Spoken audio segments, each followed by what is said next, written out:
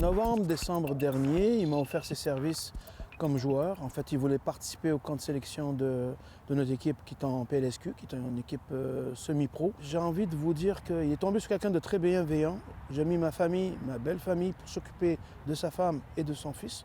On s'est occupé d'eux parce qu'il avait un condo tout vide. On s'est occupé de la bouffe, de l'alimentation, de l'épicerie. Et là, à un moment donné, je me suis dit, oups, il y a quelque chose qui ne marche pas. Formose se présente à Samir Grib en disant qu'il a 21 ans, qu'il a déjà évolué pour l'équipe nationale de soccer sénégalaise, qu'il a également joué en Italie en Série C pour Avellino et qu'il a été approché par le FC Vancouver. Tous les joueurs de mon équipe sont mis à fouiller. Puis ils ont ressorti plein d'informations, et des informations qui étaient très contradictoires, entre autres sur le prénom, l'âge. Et il disait qu'il avait 21 ans, il a 29 ans. Le hasard a fait que je connaisse un des adjoints de l'équipe nationale sénégalaise. Et Samir n'a pas été la seule victime. Formose ou Idrissa a étendu sa toile d'araignée un peu partout et sur plusieurs années, jusqu'à réussir à faire tomber dans le panneau un gestionnaire d'immeubles de Québec. Les premières communications se sont faites par courriel parce qu'évidemment, il était en Europe. Il répondait à nos questions qu'on avait besoin pour le logement. Puis, M. Dacosta est quelqu'un qui s'exprime très bien, qui écrit très bien, fait que tout allait bien. Ça s'est gâté plutôt quand le mois de juillet est arrivé, puis qu'il était toujours impayé.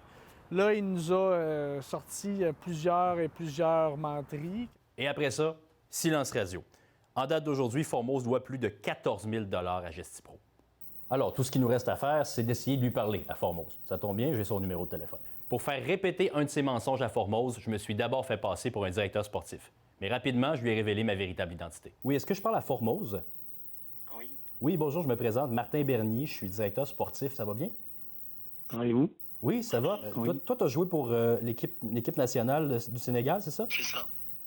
En fait, je veux juste te mentionner quelque chose. Je ne suis pas Martin Bernier, directeur sportif. Je suis Jean-Simon Buis, je suis journaliste pour Nouveau Info.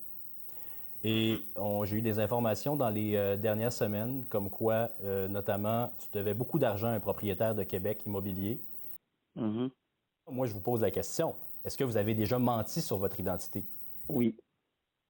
Formose sévit depuis plusieurs années. Par exemple, en 2021, la Fondation En Cœur, qui vient en aide aux enfants malades du cœur, s'est fait avoir par lui et l'a même nommé ambassadeur brièvement. Sauf qu'ils ont découvert le poteau rose quand un concessionnaire a fait une vérification d'antécédents auprès de la Fondation. Formose a aussi essayé de se faire recruter par le FC Montréal, à l'époque, l'Impact. Il a même réussi à faire parler de lui par le journaliste sportif bien connu Jérémy Filosa. Il joue pour son équipe dans son pays national en Afrique. Je n'en donnerai pas plus là, parce que là, je vais me faire taper ses doigts. J'ai parlé à Jérémy. Formose a même essayé de louer son condo, mais Jérémy n'est pas tombé dans le panneau.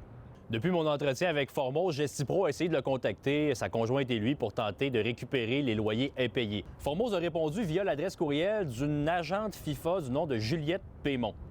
Une autre identité de Formose? En passant, Samir Grib a porté plainte à la police de Québec. Il y a une enquête qui est en cours.